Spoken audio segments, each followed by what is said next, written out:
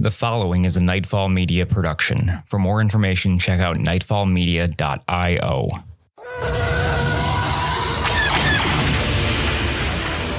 Star Wars Knightfall is a not-for-profit RPG actual play podcast set in the Star Wars universe. Knightfall claims no relationship with Disney, Lucasfilm, or any of their partners or affiliates. Knightfall can be found online at starwarsnightfall.com or twitch.tv/StarWarsNightfall. The following episode contains strong language and simulated acts of violence. Listener discretion is advised.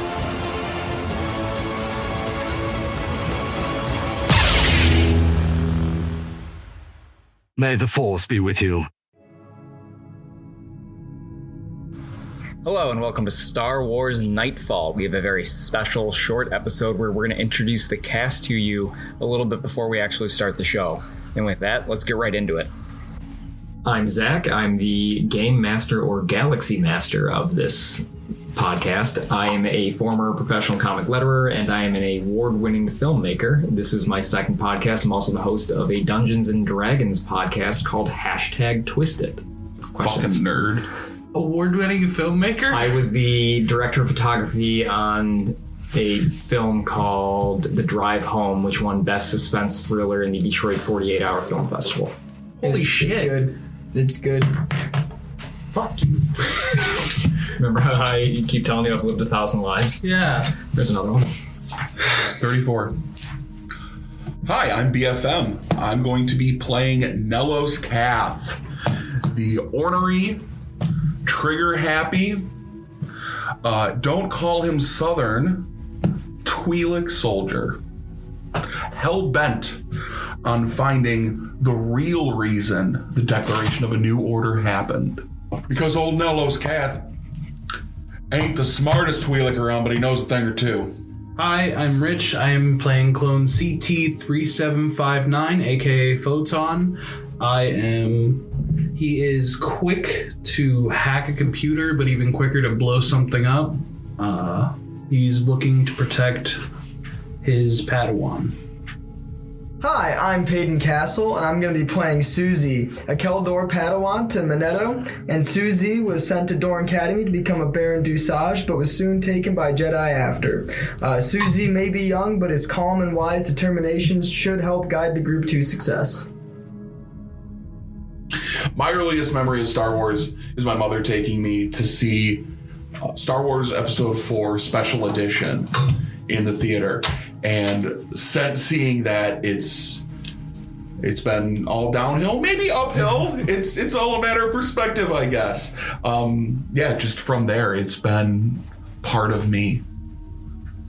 I have a very similar entrance into Star Wars. I was probably a year younger than you, but it was 1997. The special editions were coming out, and my dad took me to see them.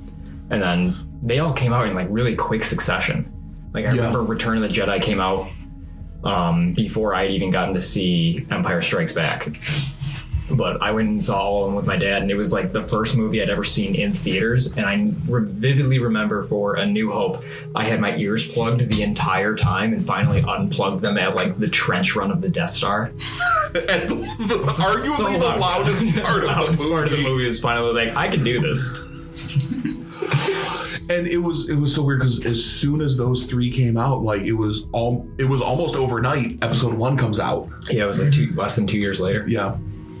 My first memory of Star Wars, I had to have been like 5 or 6 years old, and I was sick at my grandparents' house. And I remember my dad waking me up from a nap with the very intro to part 4. And I remember waking up from the nap when my dad was watching it, and I sat there and watched all of it with him. And just something about that just made a new core memory in my head. Nice. The first memory I ever have of it is just watching, like, when they would throw on the marathons of the show, or the movies, I mean.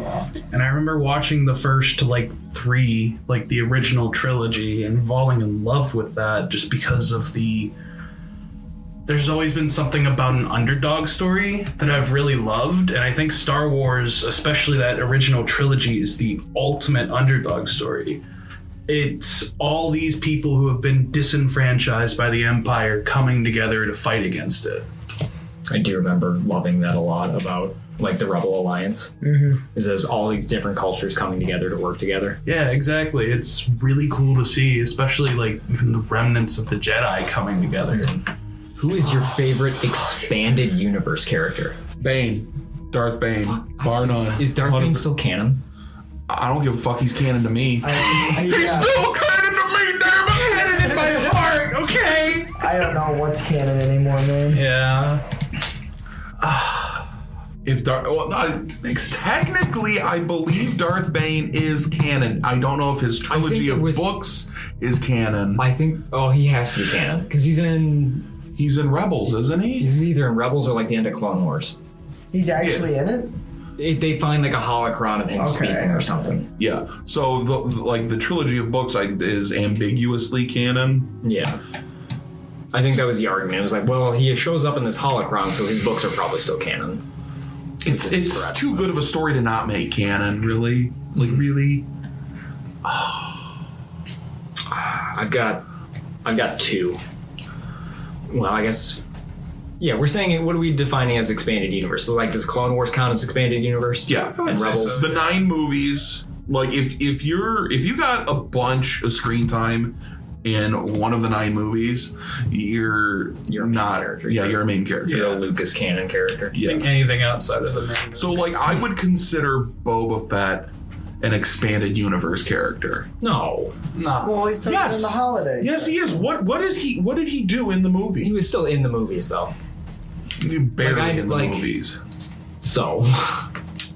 Okay. Newt Gunray is not an expanded universe character. I mean, technically, if you count all the just because he has in a lot of the movies.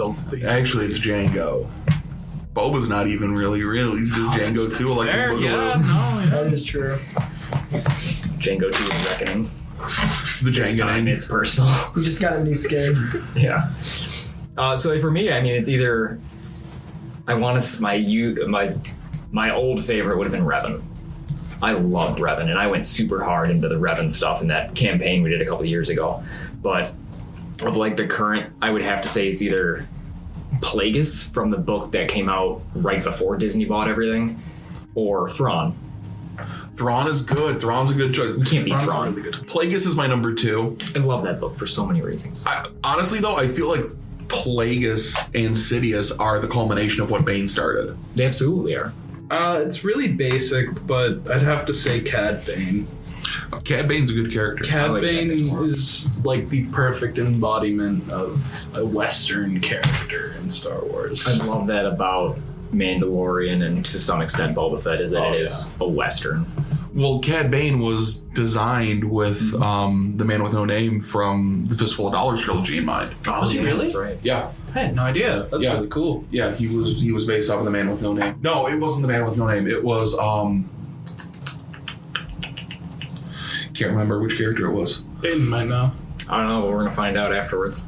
I'm Yeah. gonna watch it before next episode. Well, does Kit Fisto count as expanded universe? No, he's 2 in the movies. Is he really if that Boba much in Fett the doesn't movies? count, then Kit Fisto doesn't count. Yeah. He doesn't even do much or say anything. No, he has any lines. He just gets- looks He's got one hero shot in episode 2, and then he dies promptly in episode 3. Yeah. Well, okay. Well, I wish Robbie was here so he could just yell about how much he hates the design of Kit Fisto. I love Kit Fisto. He looks so dumb in episode 2, but I love like Nolans. well, that's why I was gonna say him because he looks so awful in that one shot where he smiles. Yeah, that's my favorite. I like that he's Jamaican. Yeah. It's making me crazy about seeing more Kit Fisto. I want to thank everybody who hung out with us here today. We have our first episode, the prologue, launching on May the 4th, and we're going to follow it up with Chapter 1 on the next day, May the 5th. If you want to find us online, you can find us at www.starwarsnightfall.com, or you can find us on Twitter at SWNightfall. Thank you again for joining us. Knightfall is Paden Castle as Suzie, Richard Capsil as Photon, BFM as Nellos Koth, and myself, Zakk, as the Galaxy Master. We'll see you all on May the 4th.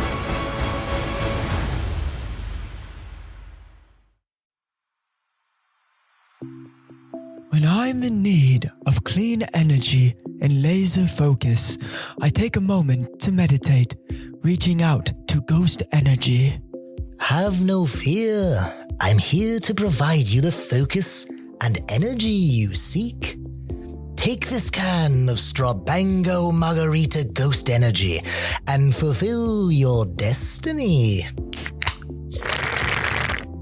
My goodness. This divine liquid is clear, and its flavor is superb. Is it truly vegan and gluten-free? Indeed, young one. Is it true that it has 0 sugar? Not a sugar to find. It also lists a multitude of nutritious vitamins. That can't be possible. But it is. Ghost Energy is transparent in their labeling, making it clear to the people what they are drinking. Then I shall meditate more often, for I shall see myself wanting more. It is much easier than that, child. You can find it in stores near you, and find a link in the show notes of Knightfall episodes for a 20% discount on Ghost Energy products.